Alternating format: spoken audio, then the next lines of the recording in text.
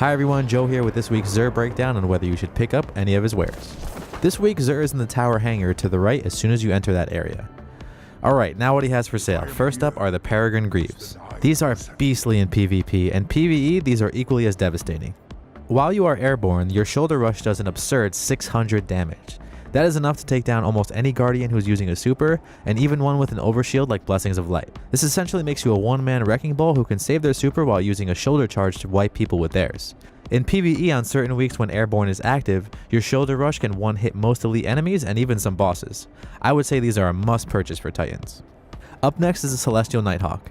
I've gone over this one before, and the only saving grace for this week is that they have an intellect discipline roll. These are not viable for PvP at all, and for PvE they're only really useful on bosses that are vulnerable to solar. If you are a collector who thinks this helmet looks cool, by all means, but otherwise this should be a pass. The final armor piece this week is the Obsidian Mind for Warlocks. At first glance, this helmet seems okay. Upon use though, you realize that it makes you an orb-making super machine. The most effective way to make use of this helmet is to think of yourself as an orb factory. What can you do to make my orb factory run more efficient? Maybe pair it up with bad juju, which helps you get supers even quicker. Try optimizing your loadout so intellect is at max too.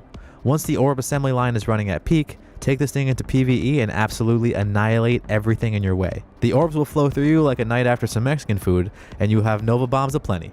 If you are a die-hard Voidwalker, absolutely grab this helm. Alright everyone, thanks for watching. For more, head on over to destinydb.com.